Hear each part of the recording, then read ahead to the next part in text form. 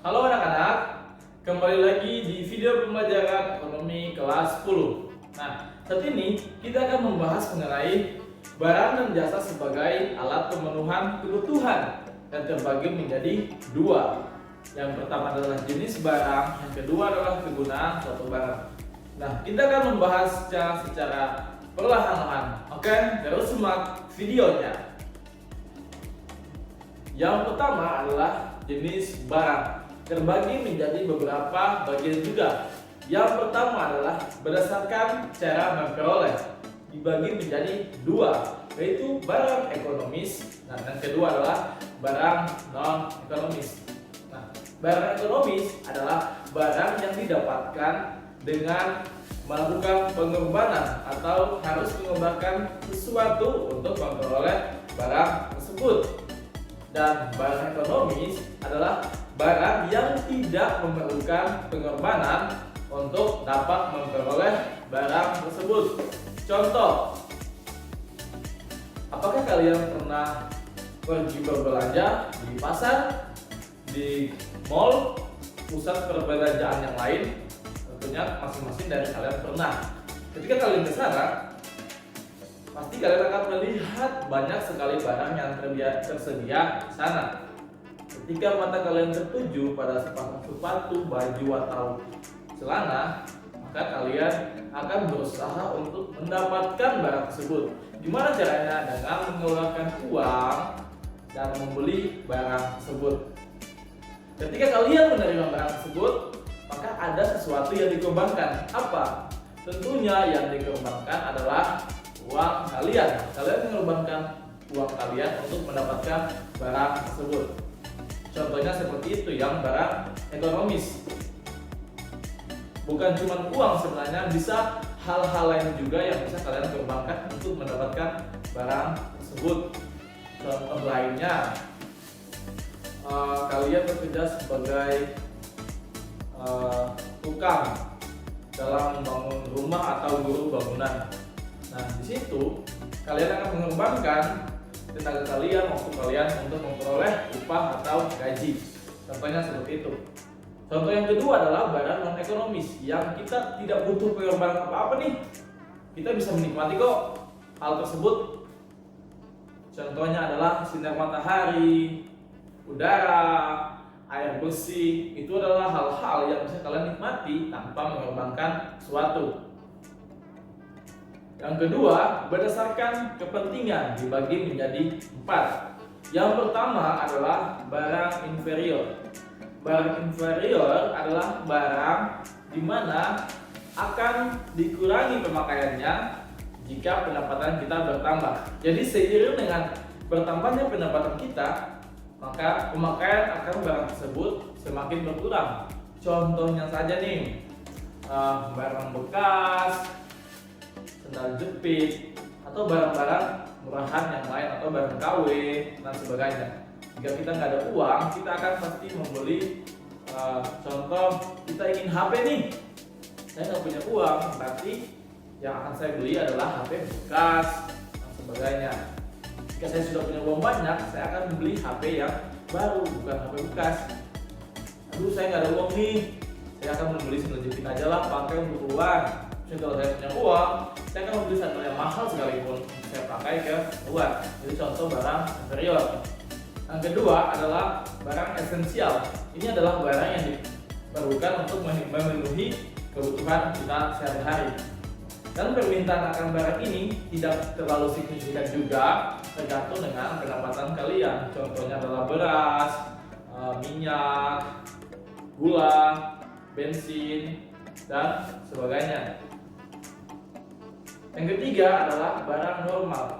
Barang normal ini adalah barang yang pemakaiannya akan bertambah atau yang permintaan akan barang tersebut meningkat jika pendapatan kita meningkat. Jika pendapatan kita menurun, maka permintaan akan barang ini juga menurun. Contoh adalah baju, sepatu, celana, dan lain-lain. Saat kita memiliki banyak duit, maka kita akan membeli baju sebanyak mungkin, celana sebanyak mungkin, sepatu sebanyak mungkin. Tapi jika uang kita nggak ada, pendapatan kita menurun, maka kita akan membeli seadanya aja untuk memenuhi kebutuhan kebutuhan kita sehari-hari. Yang keempat adalah barang mewah. Barang mewah ini adalah barang-barang mahal yang dibeli, dan barang ini juga bisa menaikkan status sosial seseorang di dalam masyarakat. Contohnya mobil mewah, rumah mewah, kapal mewah, pesawat, dan lain sebagainya yang bisa menaikkan status sosial dia di dalam masyarakat. Yang ketiga adalah jenis barang berdasarkan kepentingan, dibedakan menjadi dua juga. Pertama, barang pribadi. Kita sudah tahu lah ya, barang pribadi berarti penggunaannya hanya bersifat pribadi dan untuk kepentingan diri sendiri. Contoh, mobil pribadi, rumah pribadi, motor pribadi, kamar pribadi, dan sebagainya. Sedangkan yang kedua adalah barang publik. Barang publik adalah barang yang digunakan oleh masyarakat umum. Contohnya adalah jembatan, taman, jalan raya, dan sebagainya. Itu biasa digunakan oleh banyak orang. Yang selanjutnya adalah jenis barang menurut hubungan pemakaiannya, dibagi menjadi dua, barang substitusi dan barang komplementer. Nah, kalau substitusi adalah barang yang bisa menggantikan fungsi barang lain. Contohnya, saya biasanya makan nasi setiap hari, bahan utamanya adalah beras. Tapi jika saya nggak pengen makan nasi atau saya nggak ada uang, maka saya akan membeli barang lain untuk menggantikan fungsi nasi tersebut. Contohnya, saya beli kentang kah, jagung, singkong, gandum, dan sebagainya. Bisa menggantikan fungsi dari beras tersebut. Sedangkan barang komplementer adalah barang yang akan semakin bernilai atau berguna jika digunakan dengan barang yang lainnya. Contoh, baju, kemeja dengan dasi, sepatu dengan kaos kaki, ikat pinggang dengan celana, apa lagi? Pulpen dengan buku, motor dengan bensin, dan lain sebagainya. Selanjutnya adalah jenis barang berdasarkan cara pengolahan atau cara pengerjaannya. Ini dibagi juga menjadi tiga. Yang pertama, barang mentah. Yang kedua, barang setengah jadi. Yang ketiga, barang jadi. Nah, barang mentah adalah bahan yang belum melalui proses pengolahan, masih mentah. Contohnya kelapa, singkong, ubi,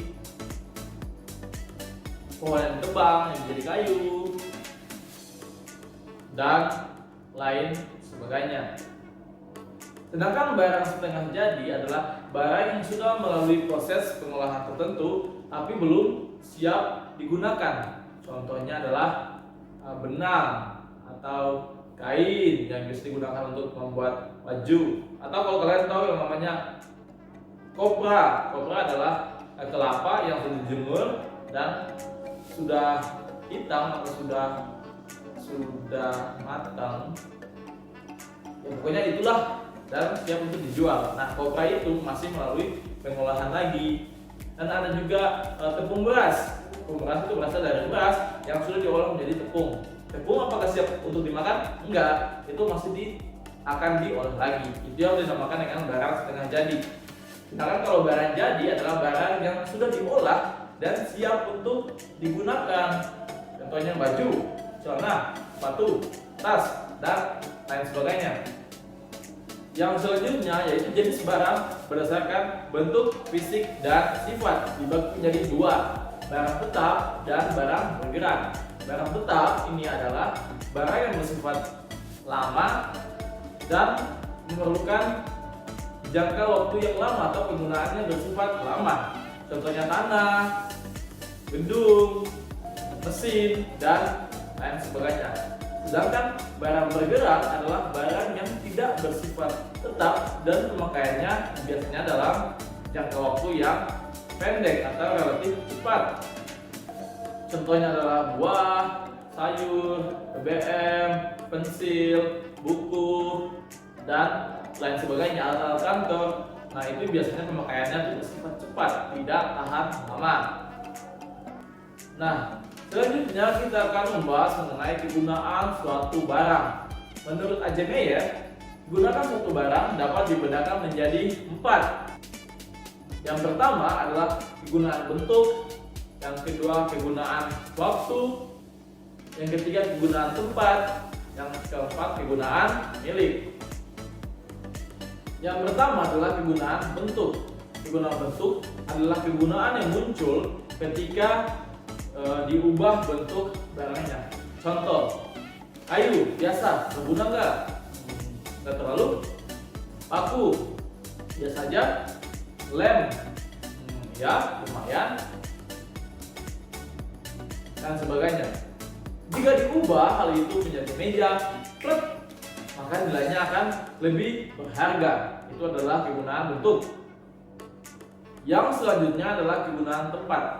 Nah, barang tersebut akan semakin bernilai jika dipindahkan ke tempat lain. Contohnya nih, pasir di pantai, apakah berguna? Memiliki nilai guna yang tinggi? Enggak juga. Tapi ketika dipindahkan ke kota untuk pembangunan, pasir tersebut akan memiliki nilai guna yang lebih tinggi. Dia akan lebih bernilai. Contohnya juga batu di kali. Biasa aja orang ambil batu buang biasa aja. Tapi ketika dipindahkan di kota, di tempat pembangunan untuk membangun rumah, maka batu itu akan lebih bernilai.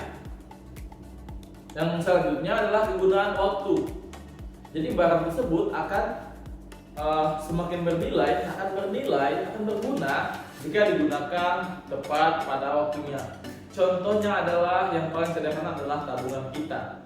Dia akan menjadi berguna jika kita pakai saat kita memerlukannya. Contoh, ketika kalian mau kuliah, kalian bongkarlah tabungan kalian untuk dipakai biaya kuliah. Orang tua kalian waktu menabung, tabungan itu akan berguna jika dia membeli rumah kan nantinya, atau dia menyekolahkan kalian, membeli mobil, dan lain sebagainya. Yang selanjutnya adalah kegunaan milik.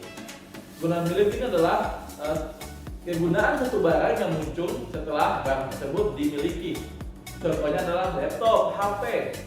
Jika dibiarkan di toko, dia berguna enggak? Enggak, dia enggak ada gunanya. Tapi jika kita membeli jadi milik kita, maka dia akan sangat berguna karena kita mengoperasikannya, kita memasukkan data kita menggunakannya untuk hal-hal penting di dalam hidup kita. Oke, sekian pembelajaran kita di hari ini. Jadi kalian silahkan cek kembali di Google Classroom kalian. Di situ saya sudah memberikan tugas untuk kalian kerjakan. Oke, pertemuan selanjutnya kita akan membahas lagi mengenai materi ekonomi. Jadi terus saksikan videonya ya di pertemuan selanjutnya, yaitu di minggu depan. Oke, sampai jumpa di pertemuan selanjutnya.